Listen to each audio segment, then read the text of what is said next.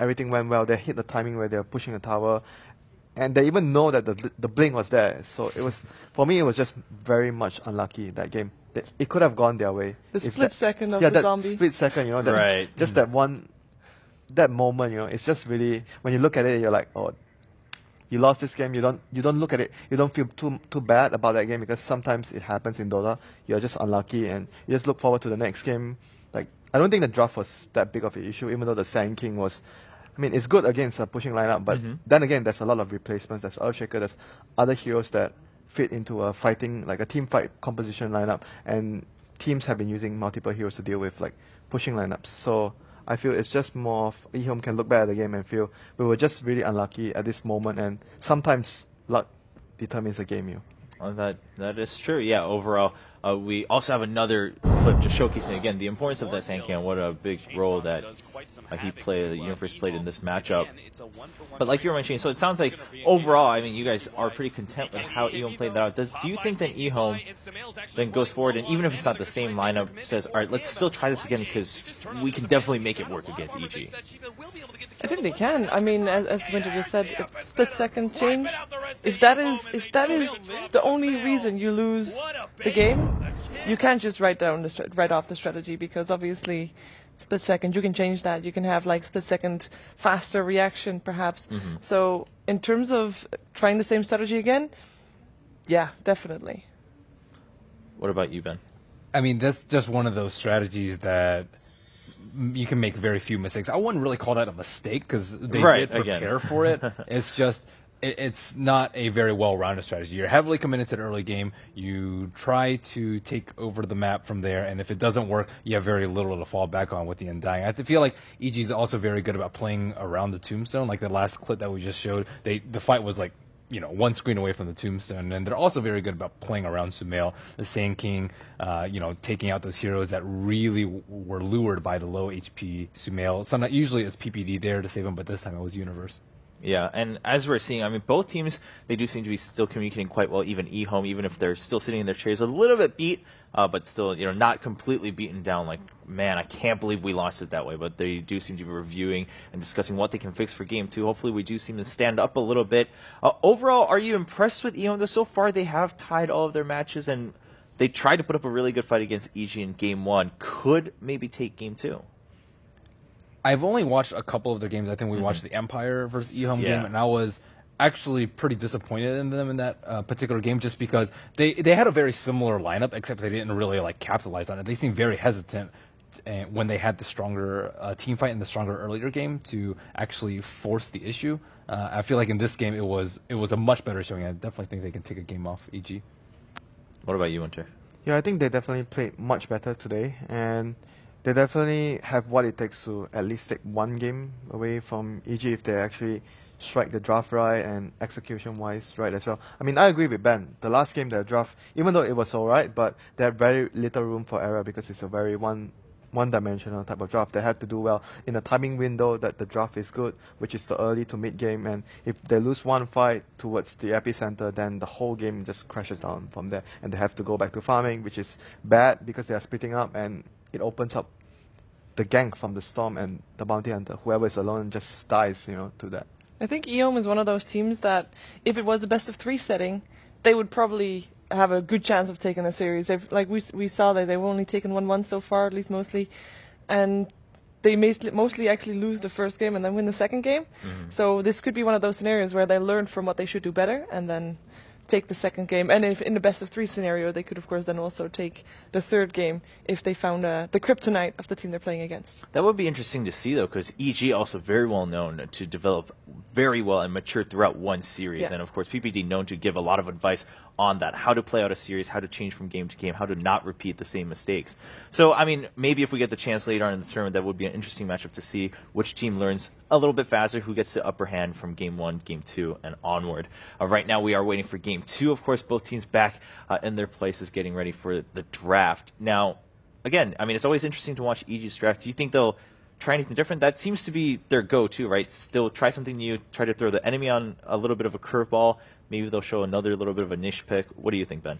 I think they've dropped like the first few games in their series, or if it's a 2-game series, they look weaker in the first one just because they need time to adapt to the team. These aren't all Western teams which they're usually playing against, and they dropped the first game versus newbie, and I think they just need one game to feel the opponents out. How do their supports move? How often they tend to clump? Do they bait a lot? Do they counter gank a lot? What exactly is it? And I think last game, the bounty hunter pick could have been pretty useless if they hadn't stopped that one push. So I think they'll go probably for a different support other than the bounty hunter and just more team fight centric. So they aren't weak in that aspect. That was like a small weakness in their draft that E-Home could have won against. I'm kind of curious because they eHome in this case put a lot of effort in shutting down Sumail in the first 10 minutes of the game, and I mean obviously he recovered quite brilliantly actually. But I'm curious to see if they're going to try to do it again, or if this time, for example, there is going to be a VPD and an AY sitting behind Sumail already ready, anticipating the gank that is going to come at around 3 to 4 minutes, which is what happened previous game.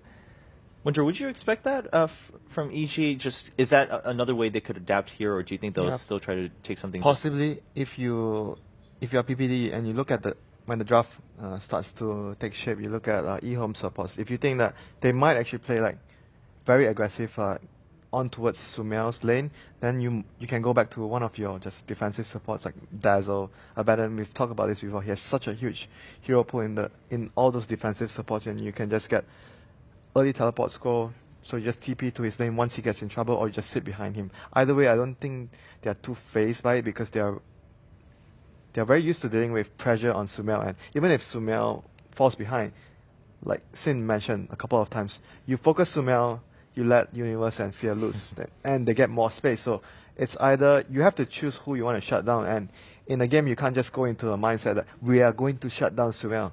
You have to base on the lineup. What is the strength and what is the pillar of the lineup? Which hero is the key hero? And which hero would actually take shape and control the whole momentum of the game? Instead of just, okay, we are just going to shut down Sumail. And that's the plan. Yeah, definitely not like that much of a one-dimensional team for EG. I can't help but think in that previous clip we just saw of eHome that they were looking at that moment at that tier 1 and mid and just saying, man, it was just a 1 second, maybe a split second difference there. I mean, it happens, like you have to deal with it. Sometimes you're just off by that. You did everything right, but you don't achieve the acquired result that you want to. It's kind of like the secret LGD, that Roshan fight. If there were 1 second... Oh yeah, it's actually a very similar situation with the kinetic field, where the Earthshaker was waiting for the support to come in to place a sentry because he's very afraid that there's actually a ward spotting his movement, so he was really hesitant in moving in. Just 0.2 seconds faster, the kinetic field comes in and he's going to be able to feel confident to jump in, but it didn't happen for them. Yeah, so again, having the right idea versus execution, of course, and it's not always your fault. Sometimes just the game doesn't really play out in your favor, and that's all right. You move on to the next game. Going to game 2, are there any picks that perhaps we've been kind of missing from eHome that maybe they can now bring out if they really feel that it's do or die time to get this extra point? Not particularly. I say it's not really that much on heroes. It's more just their general play style and how they want to approach their method of victory. I don't think there's any particular hero when you talk about eHome. The hero rings a bell. I don't think there's any hero in general, but it's just mostly their playstyle, how they focus on helping CTY win his lane, and how their supports roam. And of course, Lamb as well on his position 4 support. Sometimes he delivers like great ultimates with his Earthshaker or his Sanking or whatever AoE supports that he has. So yeah, of course they tend to some heroes like Razor very often, but as long as they have a mech carrier, which is and of course basic. Our TK as well, we shouldn't forget him. Sometimes he wins the game for his team, and sometimes he doesn't do very well. There's no in between for him. So he's also another hidden factor that the team has, and he's the captain. So if he does well in his lane, he lands big spells, the morale of the team would be better in general. I'm looking forward to seeing, hopefully, maybe this time DDC's Dazzle, also one of those heroes that he plays almost all the time and he really excels at. And it's been banned first phase, I think, previous game. So I think maybe the EG is going to do that again, but I'm kind of hoping that they won't. Yeah, I mean, given EG's history of how they study up probably their opponents, will. it does sound like there's a high chance that the ban will come through. But I mean, being hopeful for that, definitely. I mean, if it goes through, it could be a very exciting game. Overall, at Dazzle, showing up to really play and extend a lot of these games here at TI5. Definitely one of the heroes. Yeah, Not only extending though, you fight well, so you might actually finish the game early. Well, true. It depends on whose hand it is in. I mean, if it's on the losing team, it extends the game. If it's on the winning team, it's often, of course, to secure that earlier win. And overall, I mean, for EG, do you think by this point they're starting to use this as practice to look forward to that bracket stage? I mean, you're fairly confident you're going to end up in the top 4 of Group B. In adapting from game to game, I mean, they're already good at it, but do you think that's where they're going to really focus? Because once you go to the bracket stage, it really matters, right? Even if you dropped into the lower bracket, your chances of making it to the finals and to that championship title is much lower than just staying in the upper bracket. Well, it's an interesting case because I think the top 4 in Group A is already pretty much settled. So if EG get first, they have their pick of probably Cloud9 or Complexity. Right. And I think it's pretty clear that they're going to choose Complexity out of that. Not only are they considered the weaker team, they were actually a qualifier winner from the North American region. They also, I'm pretty sure EG has a fairly limited scrim partners. I think they boot camped on the eastern side of the U.S. And I know that they scrim U.S. partners occasionally far more than a lot of the counterparts. So I think they're probably going to be very familiar with Complexity and their ways. And, of course, I think a lot of the players play in in-house leagues together.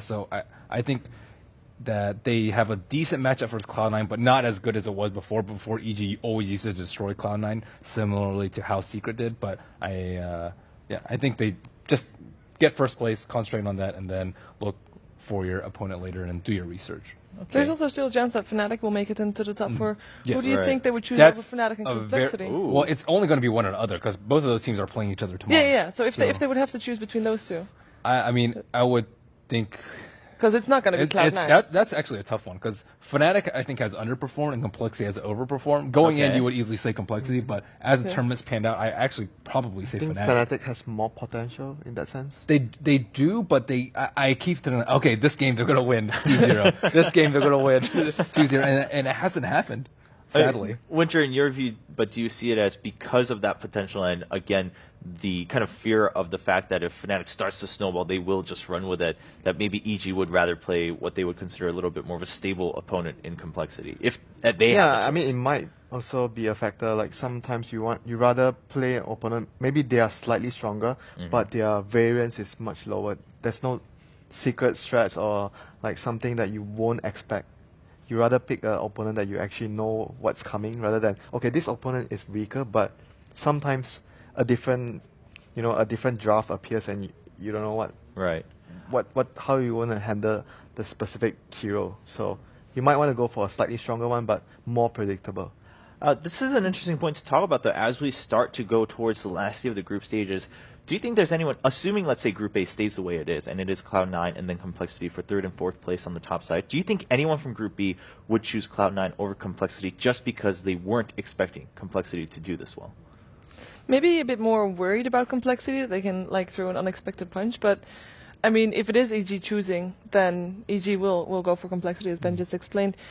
I think Cloud9, they have been underperforming, but then you come to best of 3 still, and then do you really want to try to face Cloud9 in the best of 3? Because they are still a very strong team, and they can still throw out a big punch. I think they underperformed day 1, but day 2, they looked really good. I'm talking about really strong. And the way that they've won has been very, very impressive. Yeah, of course, today, too. I mean, coming out maybe even stronger than day 2, looking a lot more gathered and looking a lot more confident overall. Day 1, they did have a little bit of a rough day. We'll review overall standings right now as we wait for the next game between these two teams of eHome versus EG, and take a look at Group B, in fact, to see kind of where we are. I mean, VP and EG leading. CDEC, of course, the big surprise.